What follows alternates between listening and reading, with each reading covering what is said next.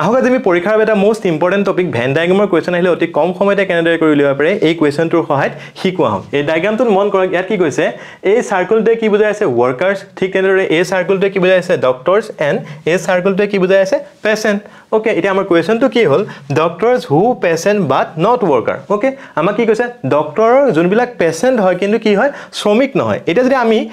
কুৱেশ্যনটো solve কৰিবলৈ চাওঁ বাই visualisation কৰি এনসাৰ উলিয়াব পাৰোঁ কিন্তু তাৰ উপৰি আমি কি কৰিব পাৰোঁ এই নাম্বাৰবিলাক আমি লিখি ল'ব পাৰোঁ এতিয়া যদি ওয়াৰ্কাৰ সাৰ্কেলটো চাওঁ ইয়াত কি আছে 3 আছে 4 আছে আৰু 1 আছে 2 আছে সো 3 4 2 1 ঠিক তেনেদৰে ডক্টৰৰ সাৰ্কেল যদি চাওঁ ডক্টৰত কি আছে 4 5 6 6 আৰু 1 সো 4 5 6 1 ঠিক তেনেদৰে পেশেন্টৰ সাৰ্কেলটো যদি চাওঁ পেশেন্টত কি আছে 6 1 আৰু 2 আছে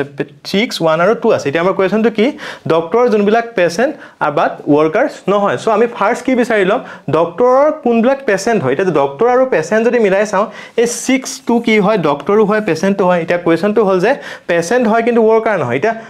পেশেন্টৰ পৰা যদি ওয়াৰ্কাৰ মিলাই চাওঁ পেশেন্ট 2 হয় ওয়াৰ্কাৰো হয় সো কাটি দিলো ঠিক তেনেদৰে পেশেন্ট 1 হয় ওয়াৰ্কাৰো হয় সো কাটি দিলো আজিহেতু আমাক